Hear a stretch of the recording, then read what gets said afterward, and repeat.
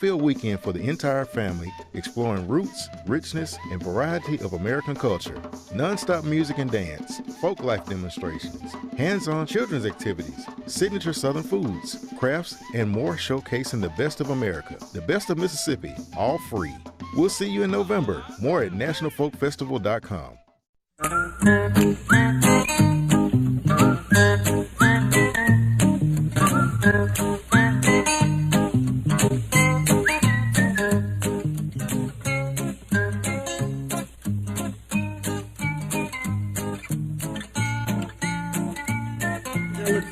Probably the main thing I look forward to all week as a retired guy, just chatting with folks about gardening. That's what I do.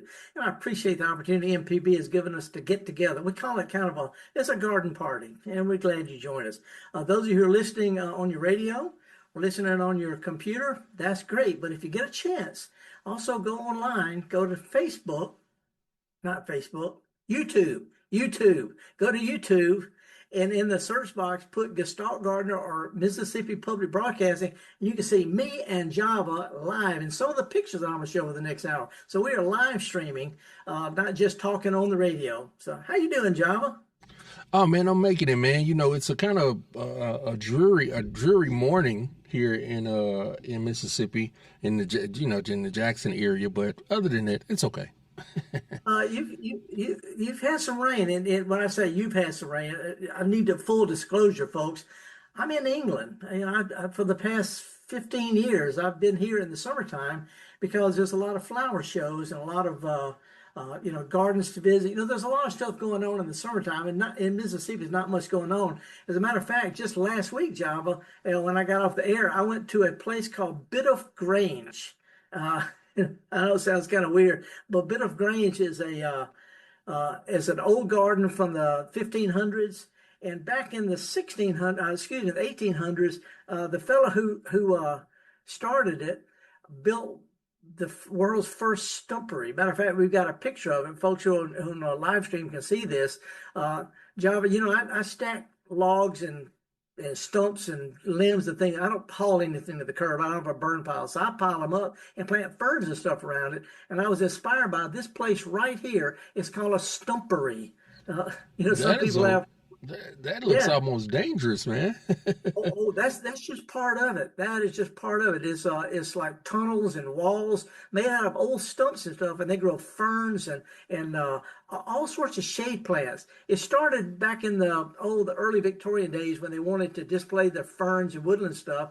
They had rock gardens already. Rock gardens are 10 a penny. They're a dime a dozen. But have a stumpery is a place where if you have a shaded garden and you want to grow ferns and pretty stuff that likes the shade shrubs and all, they would stack stumps up instead of hauling them off and have them part of hard feature. Anyway, Bit of Grange has got the world's oldest and one of the largest stumperies in the world. And they just want to show a picture. By the way, if anybody wants to see more of this, if you go to my blog, felderrushing.blog, and in the search box, just put stumpery. It's stumpery. Then I've got all sorts of pictures of this one and stumperies from all over the world, including one in my own garden. So to give you an idea, if you've got a shady spot, you got a tree that died, you got a stump, or you got some logs to limbs, something you could do that's interesting, that's also kind of a horticultural thing. Anyway, stumpery, just wanted to show that. So, anyway, and tomorrow I'm actually going to a Royal Horticultural Society flower show. It's at a place called I can't remember the name of it. It's got a weird name, Wentworth Woodhouse. This is the one you go to every year, right? No, I go to things like the Chelsea show and the Hampton Court show and the Chester show and all those. But this is the new one. The first time they've done this is in the northern, the middle of the north part of England. They're doing this at an old garden called Wentworth Woodhouse. But anyway, it's a bona fide Royal Horticultural Society show. And the reason I go here, Java, isn't to see how do they do it in England. I go there to see what do they do that I can do or you can do that we wouldn't have thought of. In other words, picking the brains of people who've had a long time to think about it. So I'm looking mostly at small gardens, ideas for little water gardens and fencing type things you can use to screen. In other words, little things that we can do in our own gardens that I wouldn't have thought about. So that's what I'm looking for. So anyway, I understand Crystal's back. Yeah, Crystal is back from her conference, and she notices the differences in the garden. Well, I guess you can pick them out after a week being gone. But we have the first thing she noticed was two little watermelon. I don't know what you call baby watermelon seeds or Baby pups melon. or baby melons growing in the backyard. So that's the Well, latest news from the garden. She needs to keep an eye on them. There's a couple of things. Matter of fact, the pictures I sent for who's our live stream producer today? Oh man, we got the dream team, Abram and Johnsy. All righty, they're on top of it. Well, I sent some pictures, and picture number 7 that I showed is a sign I found that goes way back. And Jabba, can you see this? It's called the poison love apple. Yeah, tomatoes. Is that it? Tomatoes are poisonous? Yeah. And this is true. Back in the 1600s, 1600s, they thought that tomatoes were poisonous. They were introduced from the New World, and when they were taken by the Spaniards and the English, some people ate them, but in general, they thought they were poisonous. Matter of fact, I got a quote from a physician, a doctor in early 1600s. He wrote that this plant is more pleasant to the sight than either to the taste or smell, because the fruit being eaten provoketh loathing and vomiting. What? Yeah. See, the thing was, when they were first introduced, early tomatoes were little. They're little, almost like cherry tomatoes, and they're real close related to they're in the nightshade family, the deadly nightshade, and they also have small berries, and they knew those to be poisonous. And plus, the leaves of tomatoes are poisonous. If anybody tried to eat them, they get sick. So anyway, they just had this idea that tomatoes were poisonous, and it was called the poison love apple. Now, do you think it had anything to do with the nicotine? I just recently found that out. The nicotine that is in tomatoes. I don't know. I do know though. If you've never seen a tomato before, if you're a grown up and somebody showed you one and cut it open, would you bite into it, Java? No. I don't bite into them now. Yeah, well, I had another picture I sent. It's picture number 9. This is something that my dad did. He grew homegrown tomatoes and cucumbers and basil, and he would put them on a plate and drizzle olive oil on it. And just looking at that picture, if you can't feel the olive oil, it's because you ain't never done this before. But tomatoes and cucumbers and basil, nice and chill, little olive oil, a little salt, pepper, you've got a mighty fine. You don't even have to make a sandwich. You can eat with your fingers. So anyway, I've got some other things I want to show, but do we have any callers yet? No, we don't have any callers, but I do want to say good morning to Margie and Jay. They are in our chat on the YouTube. So if you want to jump into the YouTube, you can go to YouTube and type in the Gestalt Gardener or Mississippi Public Broadcasting and join the show there. You can drop your questions in the live stream chat, or like Felder just mentioned, you can give us a call, 1-877-MPB-RING, 1-877-672-7464. Java is speaking of the people online. We have a lot of really avid listeners. And last week I got stumped on something, and a fellow named Mark, who's a real avid listener from Georgia, he sent something to help me out. Somebody asked me about pruning hydrangeas. And hydrangeas are real popular, but there's different kinds. Some bloom on last year's growth, some bloom on new growth this year. And when do you prune them is always a big question. And I've written about it, but I can't remember. It's confusing to me. But he said, in general, the most commonly grown in the South are called mophead, Macrophylla mophead. They're the ones with either the pink or the blue flowers. Matter of fact, I think we've got a picture of that picture number 4. This is a hydrangea that's got pink, purple, and lavender, all different colors on the same bush. And the reason that is because what makes the hydrangeas turn blue or purple is the amount of aluminum they can absorb from the soil. If you got an acidic soil, aluminum is freely available and it turns the flowers purple or blue. If you've got an alkaline soil, then aluminum is tied up chemically and become pink. So you can use a pink one to blue or purple by adding sulfur or anything to make the soil acid, or if you want to make a pink, you add lime to neutralize that. Anyway, I just want to throw that out.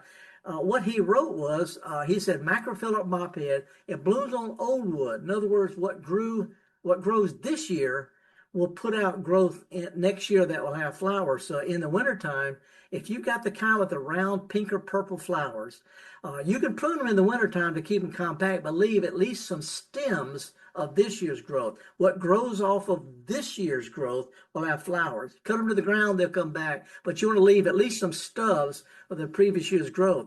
But the other ones like oak leaf hydrangeas, which allows to grow, and things like limelight, which is a different kind called paniculata. Anyway, they bloom on new growth, so you can prune them anytime. You probably prune them now, they'll bloom again. But if you got the kind with the round flowers that are either pink or purple or something like that, as long as you leave some of the previous year's growth, what grows off of that will bloom. Otherwise, you just whack away. I did want to show something kind of interesting before, if we get any calls. Let me see if picture number 5. If you're on live stream, you can see this. If not, folks, go to YouTube, and any time of day or night, you can click on Gestalt Gardener, type it in the search bar, and see this is a close-up of hydrangea flowers. Because, John, when we see these things from a distance, they got, flowers about the size of a grapefruit. But if you look at them real close, they got different kinds of flowers. They got the little flat flowers that are kind of big, and those are actually sterile flowers. They're there just to look pretty. But if you look real close, they got little clusters of tiny little flowers. They got the little frilly flower parts. Those are the female. Those are the ones that actually attract the bees and insects. 2 kinds of flowers in each one of those. I just want to show a close-up of that in case nobody's ever looked at a hydrangea flower up close. It's pretty interesting. Now, something else that's interesting, Crystal saw when she got back into the garden, was she saw an actual bee pollinate. She saw the bee get the pollen from one and then fly over there, and it was like, rubbing its tush on the thing, and she saw that, and I was like, wow, you're very observant. Yeah, imagine from the bee's point of view, the bee saying, can we have a little privacy here? Now, Felder, we do have some calls lined up. John in Oxford and Gerald and past Christiane, but we are going to go ahead and just take our first break for the hour and take those calls when we come back. Okay. Are you going to play some theme music going out? Already got it playing, brother. Okay, the reason I'm saying, because if you got chrysanthemums that bloom in the fall, you can prune those now. Chrysanthemums and goldenrod, you could cut those back now and they'll bush out more compact with more flowers later. So if you feel like pruning on stuff, this is a good time to prune fall blooming stuff. Anyway, we'll be back with more of the Gestalt Gardener here on Mississippi Public Broadcasting right after this.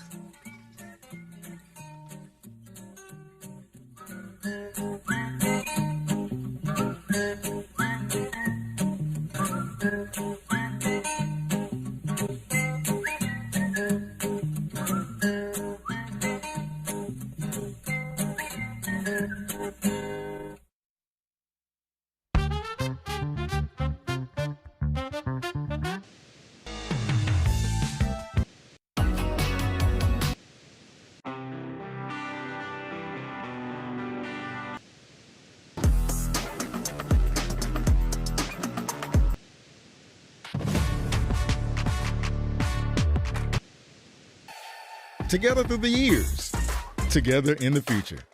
MPB, your stories, our mission. Every parent wants their child to grow, to explore, and to dream big.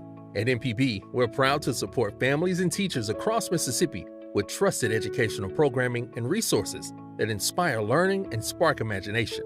From PBS Kids favorites to digital tools and early learning support, MPB is here for young minds, engaged classrooms, and families who believe in the power of learning at every age. Empowering families, inspiring learners. MPB, your stories, our mission. The nation's longest running traveling celebration of traditional arts, the National Folk Festival comes to downtown Jackson for the first time, November 7th through the 9th. A fun-filled weekend for the entire family, exploring roots, richness, and variety of American culture. Non-stop music and dance, folk life demonstrations, hands-on children's activities, signature Southern foods, crafts, and more showcasing the best of America, the best of Mississippi, all free. We'll see you in November. More at nationalfolkfestival.com.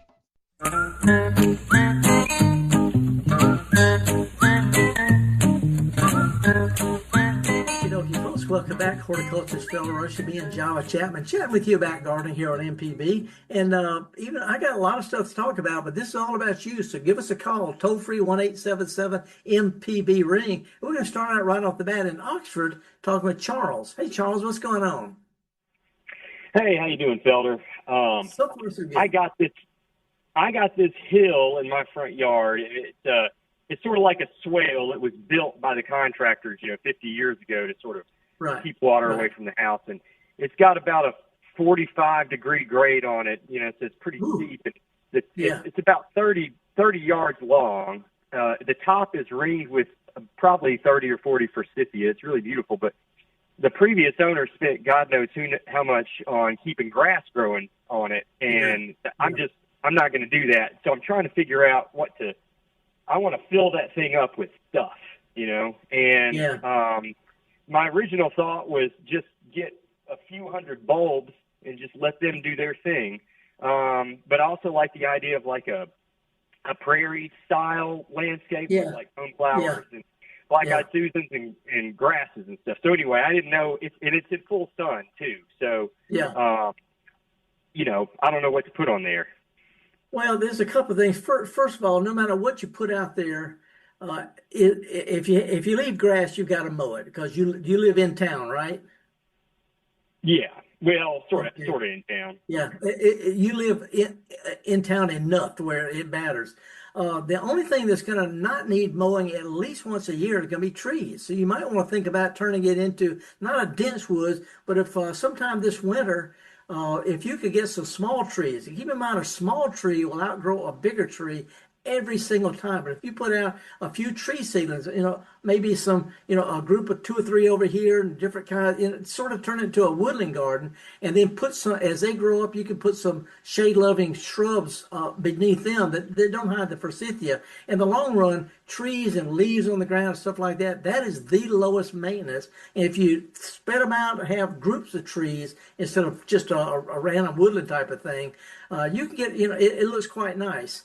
But as far as having a meadow type thing, meadows are not natural in Lafayette County. They're not natural in Mississippi. They're temporary. If you were to walk away from your grass or they stop mowing along the interstate, the first year is a bunch of 2 or 3 wildflowers. Then you start getting brambles and the small shrubs and the trees, and it eventually starts looking like what's along the fence row or the edge of the woods. So to keep it at a wildflower meadow, you got to be able to cut it out at least every couple of years.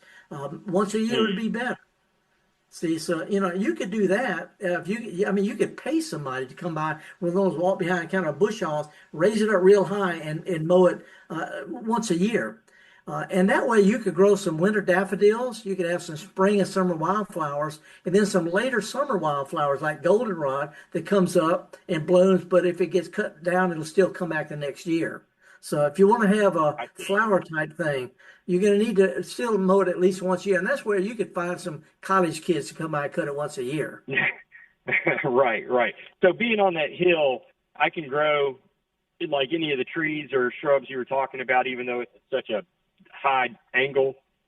Oh, yeah. If you drive in any direction from Oxford and look along the roadsides and where they mow, it's pretty obvious they're mowing it, but look at where they don't mow all the time, and you'll see, what sumac is?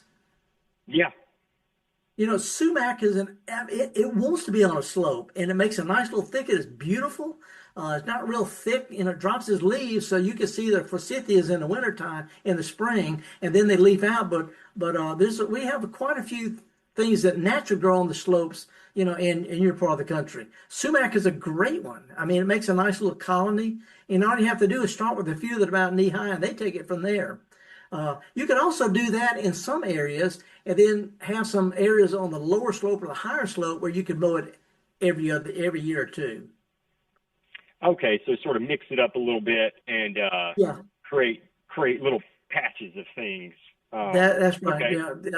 Yeah, groups and all. If you want to grow some daffodils, keep in mind that I'm going to say most daffodils do not come back and bloom year after year after year. We think they do because we see them. There's only a few that when you plant them this year, you'll have 3 next year and 5 the next year that keep growing and multiplying. There's only maybe 3 dozen at the most out of the hundreds you could get. So if you're interested in doing that, shoot me an email. I've got a list of the really kind of daffodils you see on our little home sites that bloom year after year after year without having to be dug and divided and all like that are real dependable.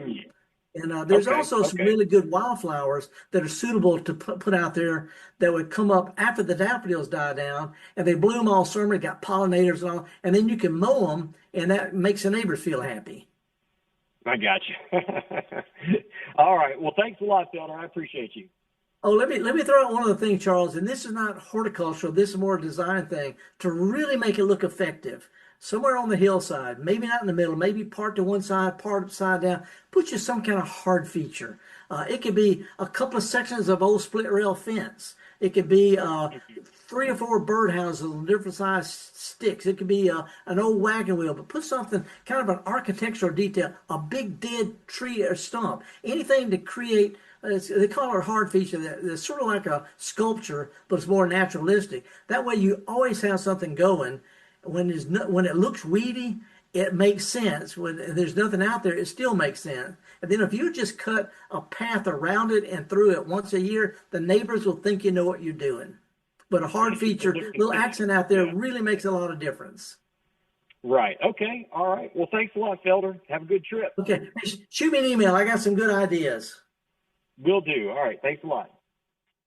And Java, when I say I've got good ideas, these are good ideas that I've seen in other places. I mean, one of the easiest, I did this in my front yard. I got a bunch of limbs. I just stood them up sort of like a teepee without the fabric. I just stood them up and I grew a vine, and it looks like I'm an artist. And I just stood a bunch of sticks up together.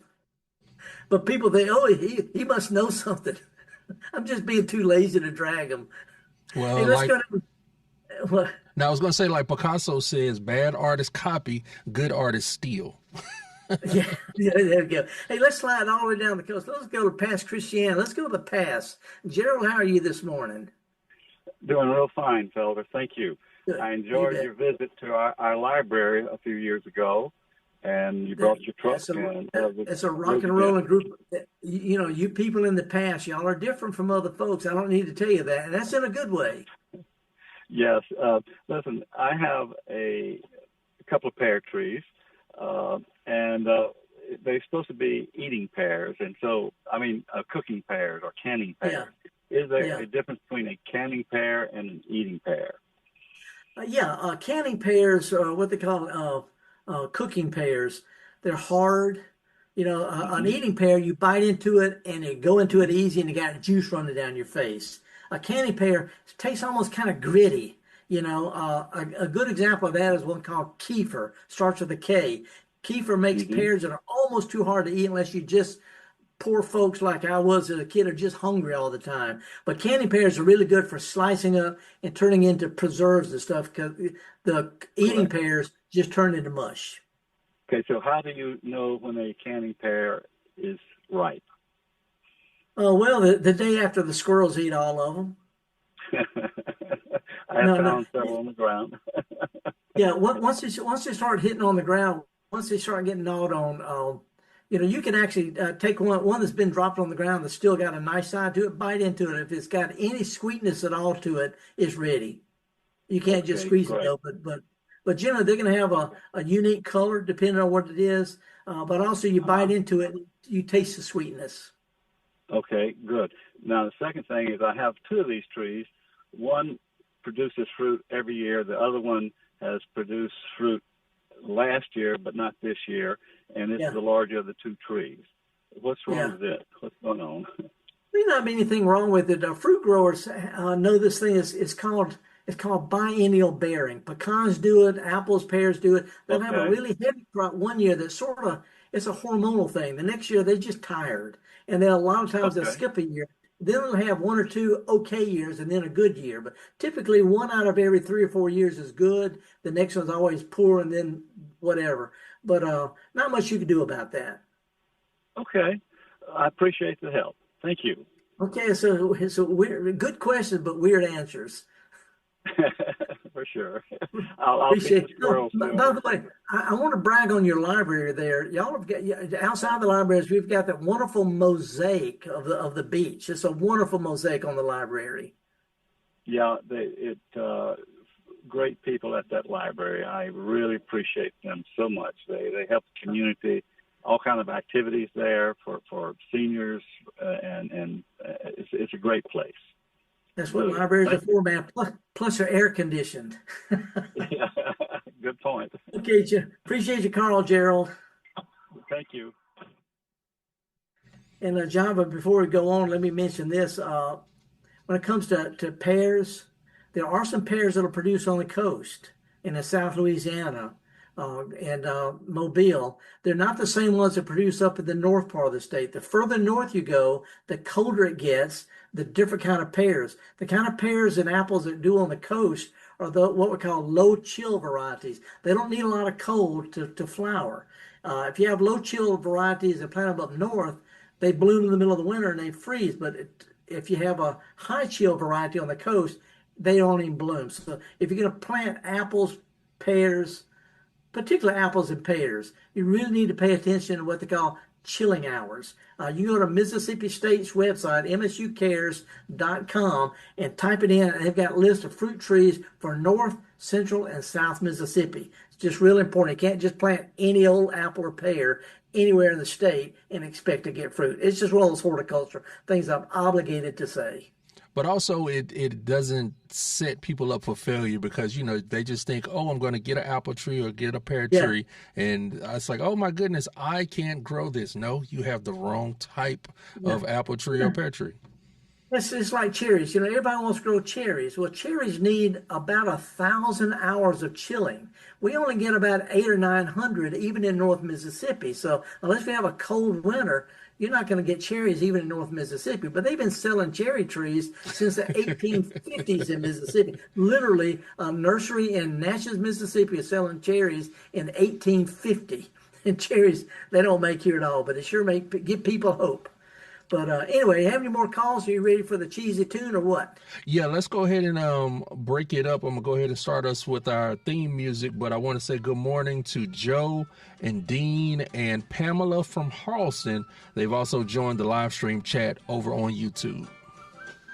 Yeah, and if you're listening to this on the podcast, or if you're watching it later on the live stream on YouTube, the tune is called Jolly Good Company. Jolly Good. Here we are again, happy as can be. Never mind the weather, never mind the rain. Here we are together. Whoops, we again. And just a little something because it might rain. It's just one of those cheesy tunes that break stuff up. Anyway, we're going to be back with more of the Gestalt Gardener, me and Java, and all the folks at Mississippi Public Broadcasting. We are so glad to be able to bring this program to you. Look forward to talking to you when we come back for a little cheesy tune and a little bit of odds and ends. Stick with us, folks. Me and Java and all the folks at MPB, we'll be right back.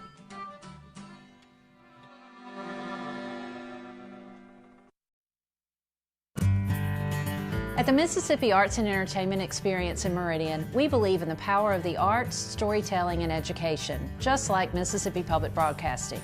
MPB connects communities across the state with quality programs that inform, inspire, and engage. Their audience is loyal and appreciative of businesses that support public broadcasting, which makes underwriting on MPB a smart investment. Join us in supporting MPB. Learn more at mpbfoundation.org. Hello, I'm Desiree Frazier, host of the award-winning news program, Mississippi Edition. We bring you conversations about the latest news from across the Magnolia State. Whether it's politics, healthcare, or education, you'll hear in-depth discussions on issues that matter to you. So join us each weekday morning at 8:30 on MPB Think Radio, or download the podcast, listen through the app, and online. Everlasting, the Legacy Podcast, is the official companion podcast to the upcoming MPB original documentary, focusing on the life of Medgar Evers.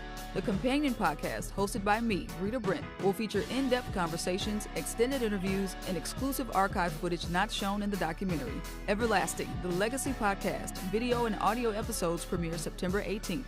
Find it on mpbonline.org or wherever you get your podcasts. MPB, your stories, our mission. The nation's longest running traveling celebration of traditional arts, the National Folk Festival, comes to downtown Jackson for the first time, November 7th through the 9th. A fun-filled weekend for the entire family, exploring roots, richness, and variety of American culture. Non-stop music and dance, folk life demonstrations, hands-on children's activities, signature Southern foods, crafts, and more showcasing the best of America, the best of Mississippi, all free. We'll see you in November. More at nationalfolkfestival.com.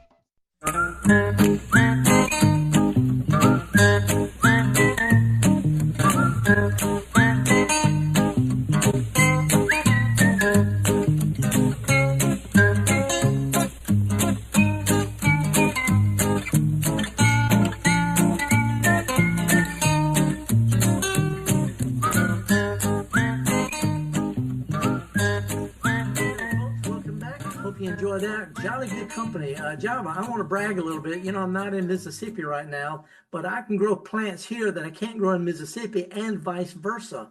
And we're going to talk about some of those later, but I want to brag on one right here. Can you see these things? Oops. Yeah, you got to hold it out, I think, in front there, right, about right there. Can you see those? Yeah, what? You keep disappearing. But what is that? You can't, can you? It's hard. I got to be honest. It's hard to see. Huh.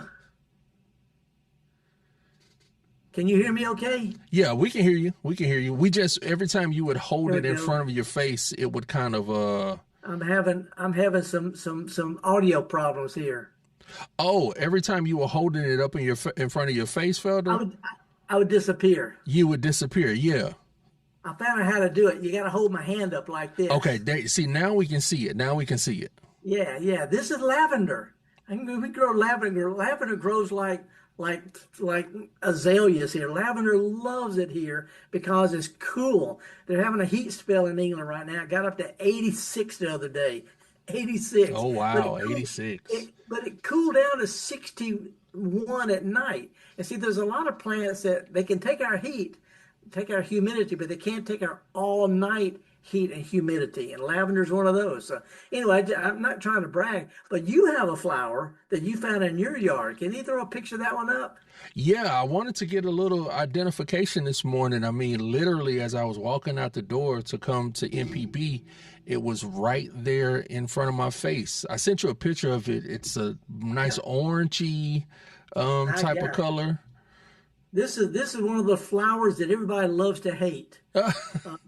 It's a type of daylily. It's called the tawny, T-A-W-N-Y, tawny daylily. It's an ancient species. It's been grown for over 3,000 years on purpose.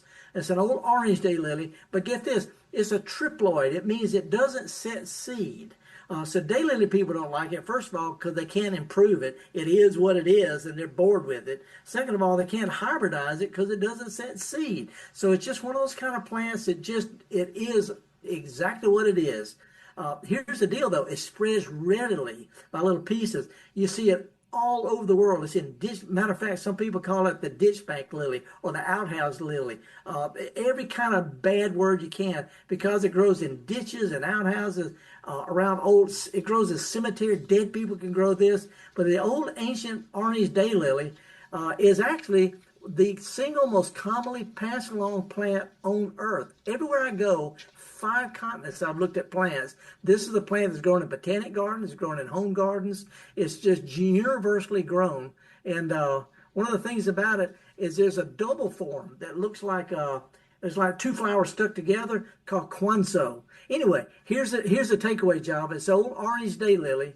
It is edible. If you'll notice, it has little flower buds shaped like your finger. You can eat them right off the plant. It's been grown thousands of years for food. Some people don't like it. Okay, but if you get hungry, you're going to remember you heard here on MPB that you got food growing right outside your front door, Java. Right outside the front door. And like I said, we didn't put it there. It's just there. It's just there. Yeah, well, I guarantee you, the lady who had the house before you, she was a gardener. There's some cool plants popping up in your yard. So she got it from somebody. I guarantee you, she got it from somebody. All right. Well, there the mystery solved. Yeah. Hey, let's go to the phone calls. That's what we're here for. Yeah, we got Jody from Alabama, Fairhope, Alabama, joining the show this morning.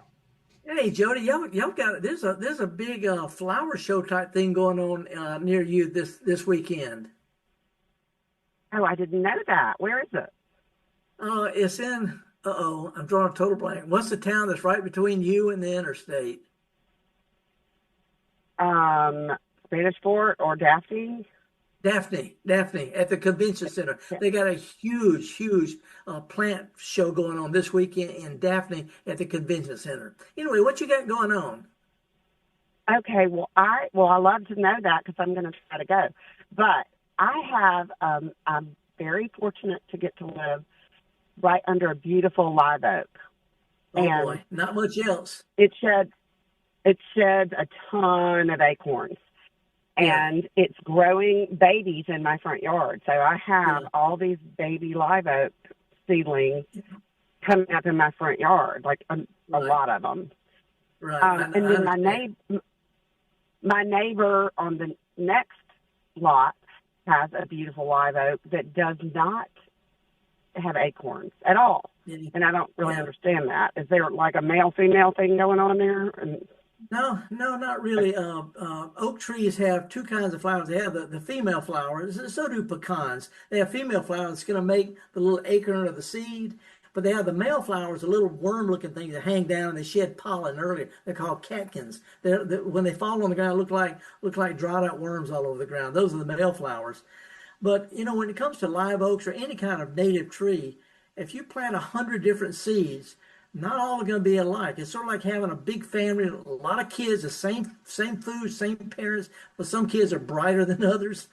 Same thing with trees. So your neighbor may have one that, for some reason, is just not as floriferous. That's all it is to it. Some wild pecan trees make good pecans, some don't. But it's called seedling diversity. Not much you can do. Okay. Well, this is my question. I have tons of these little live oak sprouts coming up. Some look like they have round leaves. Some look like they have jagged leaves. But they're mostly, I think they're from that big live oak in my back that's hanging over my house. Right. Okay. So the yard in this front yard is very small. The woman that lived here before me tried to plant grass, and she insisted on some kind of zoysia that did not work, and it died. Nope. The yard's full of weeds, and it's kind of hideous. And the only thing good for me is I'm watching these little live oaks come up, and I want to grow all of them, transplant them, sell them, give them away, whatever. I'm going to sneak some down to the Fairhope Pier because I cut down some trees down there, and they're going to have some gifted live oak babies. But I don't really know the best way. If I wanted to move these, I know they're probably getting nourished from the mother tree or something. Is there some dynamic that goes on with No. These are just seeds. They're just seedlings. You pull them up. When they first come up in the spring, you pull them up, got a little stem and leaves, got a little root. They'll still have a little piece of the acorn hooked onto them. But each one is an individual tree. If you want to move them, it's hard to do that this time of year without them suffering. So what you do is you just sort of make a note of the ones that you like the best. Can't save them all. I hate to say this, you can't save them all. But if you'll mark the ones that you like the best, and this fall, after we have some cold spell in the fall or the winter, you can dig them up and put them in pots. Then, they're dormant. They'll sprout out fine the next year. But moving them this time of year is pretty close to sure death. So just move the ones you want. Pot them up sometime after you get a little cold spell in the wintertime. Sorry, the mower just got here across the street. Hold on. Okay, and that's what, and I want to let one of them grow in the yard. How far should I want an oak tree to grow from my front my house. Like if I want one, it's not a big yard, but if I wanted to have an oak tree, so I plant it like literally a very small yard. Should I plant it close to the street? Is your house on a slab or a foundation? Slab or up? What's that? It's up off the ground. Yes. Okay, you don't want to put any closer because the roots grow up under the house and disrupt your foundation. A slab is not as big a deal, but if you've got a conventional foundation, I wouldn't put a big tree any closer than 10 or 15 or 20 feet. And even then it's going to have some problems. So it needs to be 10 feet away from the house to let it grow and be nice and offer shade, but not disrupt anything. You have a pretty little town, walk around or drive around town and just take a look at live oaks and think, look at how big they are and think how close you want something like that to your house. That's all you need to do. And by the way, there's not much you can do to keep those acorns from sprouting. I've got a neighbor who's got an oak tree. It's a big post oak. It's got a whole different kind of oak tree. But the single biggest weed headache I've got in my garden is acorns from her tree. I pull up more oaks than I do anything else. You can't save them all. But anyway, that's just part of. By the way, you know what mondo grass is? Yes, I have some mondo grass. Okay, mondo grass, you can get it to grow under live oak trees. It'll spread, and you can mow it once a year, and it'll look just like grass. But mondo grass is one of the few plants that'll grow and spread like a lawn, and you can mow it. Well, I say mondo. I think I have monkey grass. Yeah, monkey grass is they're both called monkey grass. There's two main. There's Liriope or Liriope. Some people pronounce it a different way. The big monkey grass. There's a clump kind and there's a running kind. But the ones that I'm talking about, mondo grass, is called little monkey grass. Got little smaller leaves and it runs like crazy. It's all over Fairhope. But anyway, you can plug a little mondo grass in here and there, and it'll spread. It does quite well. Okay, good. Yeah, because it's really a tiny yard. It's not going to be. I mean, I could even put some in and do something. I have a little fountain right now, and I'm a semi-artist, and I have a massive root from a catbright. Okay, we have to move on, but let me throw this out. You got a small enough yard, you can get away with getting rid of the grass and the weeds and all like that, and just spread oyster shells or chipped slate or something, and have just not gravel, but oyster shells or gravel, slate or something like that, and have a beautiful garden out there. That then all you have to do is take a leaf blower and a weed eater to it once a year, and you're done. But think about using some kind of loose paving type stuff. That really, really works. And you get away with it in Fairhope. It's kind of art. Yeah, I was going to tell Jody, she said she's somewhat of an artist. There's no such thing. Either you're an artist or you're not an artist. That's right. Who else we got, Java? We got Larry from Hazelhurst. He wants to join the show this morning. Hey, Larry, what's going on, man?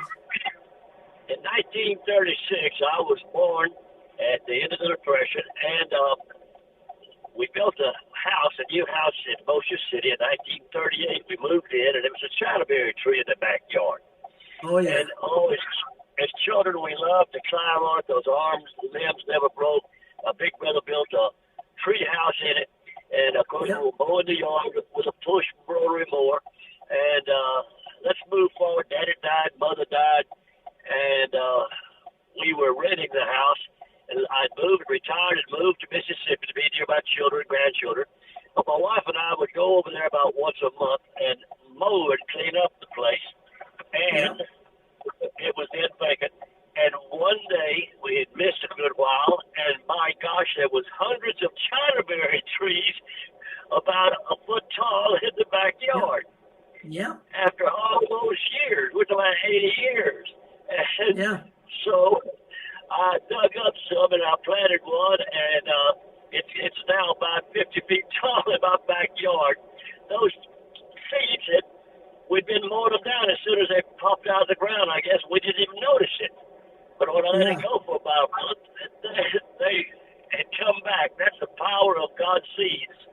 Yeah, I remember after Katrina hit the coast, the following year where some houses have been completely washed away, where the foundation was, the dirt that had been covered up for decades, where the houses sprouted up in all sorts of flowers, where the seeds have been dormant under the house for all those years. Does your China berry bloom yet? It's got such a wonderful little sort of a lavender flower, kind of a nice fragrance to it. It's a wonderful tree. Yeah. Anyway, that's a great story. We got a China berry tree growing in the Ag Museum in Jackson, the herb garden that I planted, and I love it. When it blooms, it's just terrific. Anyway, great story, man. Appreciate that. Yeah, the China berry tree is Crystal is in the chat. It's watching the show, and she's talking about, we have a couple of those in our front and backyard now. Yep. China berry tree. It's an old-fashioned plant. It used to be real popular street trees and real popular trees, but then they fell out of favor in favor of Bradford pears and stuff. And anyway, but they're a great old-fashioned plant. So what we got? Got any callers? Yeah, we got one more call. Getting locked in. Thank you to Marissa for handling the phones this morning. But we also have time for a few more calls. So if you want to jump in, 1-877-672-7464. And while we're waiting for that, if we could get them to put up picture number 6 I sent. And so something kind of timely for you and Crystal, Java. Tell me when it comes up what you see. We got the roots and a blue bulb. Is that? No, it's just a blue bottle with water. But this is what tomato suckers look like. You can go out and pop off some little small tomatoes that grow in the leaf joints and put them in some water, and they'll grow roots, and you could plant those next month, Java, for a good fall harvest. Hard to get tomato plants, and the tomatoes you set out in the spring tend to peter out in the summertime. But if you root some of the little suckers right now, you could set them out first weekend in August and have a terrific harvest on brand new, healthy, sturdy plants going into the fall. So this is a good weekend to try to root some suckers or start some seeds of tomatoes and peppers for fall plants. Just want to throw that out. Little how-to thing for the middle of July. Oh, you haven't said anything but a word. But now let's go to our next caller. Tom in Natchez wants to join the show.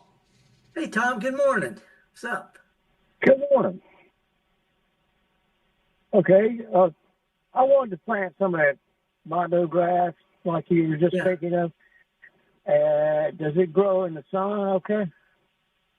It'll grow in the sun okay. It's better for the shade. It'll tolerate some sun. Maybe not middle of the afternoon sun, around a blazing hot patio with radiated heat. It'll take a good bit of sunshine if it's surrounded by other plants. But I wouldn't put it next to a walk or a patio or something that's got a lot of radiated heat. Okay. About planting it where this old grass is just some trashy grass. I don't even know what it is. I just want to get rid of it. Yeah. Well, mondo grass will do fine. When I was a kid, I got punished for something. Java, I'm not going to say what it's punished for, but I had to plant mondo grass, and I did it by digging up clumps of it. You pull them apart into little plants, and I was planting it with a screwdriver. You'd stick it in there, wiggle it, put a piece of mondo grass, push it together, and walk away. But mondo grass, if you divide up in individual plants and put them 2, 3, or 4, 5 inches apart, next year they'll be nice plants. Then they start to run. But you could plant it even with a screwdriver. Okay. All right, then. I'm going to do it. Tom, appreciate your call. Go check out Fat Mama's tamales if you get a chance. Now let's slide over to Madison and talk with John. Hey, John. What's going on? Howdy. Oh, not much. Hey, Felder. We just got back from Costa Rica last week and had some of the best fruits and vegetables we've ever had in our lives. But the tomatoes weren't worth a flip. They were like you get at Walmart in January. And one guy said it was because they only grow commercial varieties that they can ship. And another guy said it was because they get too much rain. And I'm just wondering why that is. It could be both. When you have a lot of rain, any kind of fleshy fruit, and tomato is actually a berry. People don't realize that. If it's got a lot of rain, it dilutes the sugars. See, so those that are watered a lot, just it's just like an oregano plant that's been watered too much. It just doesn't have, everything's diluted. So if you keep them lean and mean, the flavors and the sugars do concentrate. That helps a lot. But they also tend to grow commercial varieties, which are grown for production, not flavor. They want to grow things that will hold up on the shelf for a little while. The best flavorful ones are the ones you pick, and by the time you get back to the sink, they're ready to be eaten. So a lot of variety. A lot has to do with the waters diluting the flavors. That may be why our tomatoes, our homegrown tomatoes, hadn't seemed as flavorful this year, because all the rain we've got. The rain has done a lot of numbers, and even any kind of berry, watermelons, grapes, wine grapes, they have a real rainy season. The wine's not any good the next year because of the diluted flavors. That's true of most of the berries. Well, that all makes sense. Thanks, appreciate it. All righty, Java. We got time to show one more picture? Yeah, because we've blocked the phones out, so we appreciate everybody calling in today. Picture number 2. Tell me what you see. Let's see. What do I see? Oh, now that's what I'm talking about. But that's a cream soda? Actually, this is the root beer, but it's me opening a carbonated beverage. You know what sound that makes? What sound does it make? Come on. Let's see. That's right. People, they know summer flowers look good. They smell good. They taste good, but not many people think about the sounds of summer, the birds and the crickets and all the things that have wonderful sounds. But to me, one of the sweetest sounds of summer is that little psst from opening up a nice, cool carbonated beverage on a hot day. Now that is a true sound of summer. Now the cicadas and the grasshoppers may not be the most pleasant sound, but it's also in the mix. I tell you another. A lot of our older listeners remember this, but when you open a screen door, it goes creak, and when you close, it goes slap, slap, slap, slap. Opening and closing screen door. That's the sound of summer too. Now anyway, that's a good one. This is the Gestalt thing. It's what Think Radio. MPB isn't just about answering their questions. It's about provoking thought and interaction. I appreciate that. By the way, you're going to be at a different place. We're going to have a tape thing next week because you're going to be down at the outdoor thing. Yeah, we're gonna pre-record next week's show because we have a live production of Next Stop Mississippi, which is coming up next. It's going to be live at the Mississippi Outdoor Expo. So we're going to pre-record and have some fun that way. Well, I am asking people on Mississippi Gardening Facebook to send me ideas or questions that I can answer with pictures and stuff like that. So even though it could be taped, we're going to cover a lot of ground for next week. So I look forward to share with everybody next week. Meanwhile, it's going to be hot this weekend, muggy, a little bit of rain, right? So what do? We just hunker down. That's all you can do, just hunker down. So this